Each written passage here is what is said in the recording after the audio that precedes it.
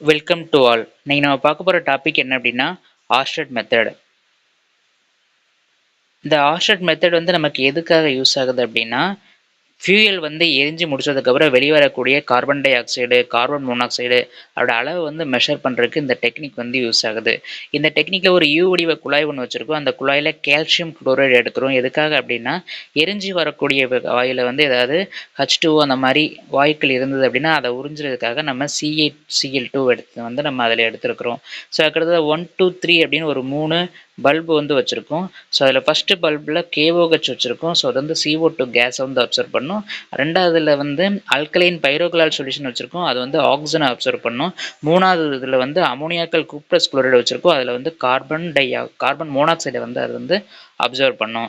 So அதுக்கு அடுத்ததாக ஒரு லெவலிங் பாட்டிலும் கேஸ் பியூரட்டும் கொடுத்துருக்கோம். ஸோ அந்த லெவலிங் பாட்டிலை வந்து நம்ம அட்ஜஸ்ட் பண்ணி அந்த 100 cc அளவுக்கு வெளிவரக்கூடிய கேஸ் மிக்சரை வந்து ஃபஸ்ட்டு ஃபில் பண்ணிக்கிறோம்.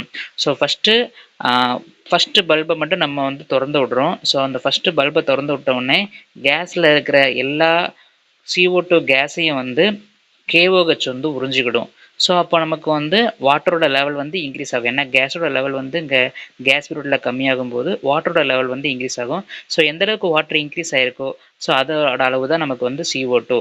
ஸோ அதுக்கடுத்தது அந்த நாபை க்ளோஸ் பண்ணிட்டு அடுத்ததாக ரெண்டாவது பல்போட நாபை திறந்து விடும்போது நமக்கு ஆக்சிஜன் வந்து எவ்வளோ இருக்கோ எல்லாத்தையுமே ஆல்கலைன் பைரோக்ளோரைடு சொல்யூஷன் வந்து அப்சர்வ் பண்ணிக்கிடும்.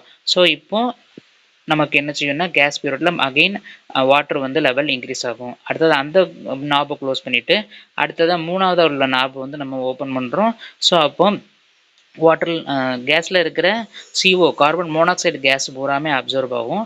ஸோ அப்போவும் வாட்டர் வந்து இன்க்ரீஸ் ஆகும். ஸோ இன்க்ரீஸ் ஆகிற லெவலில் வந்து நம்ம மெஷர் பண்ணும்போது நமக்கு எவ்வளோ கார்பன் டை ஆக்சைடு இருக்குது, எவ்வளோ கார்பன் மோனாக்சைடு இருக்குது, எவ்வளோ ஆக்சிஜன் இருக்குது அப்படிங்கிறது நமக்கு வந்து தெரியும்.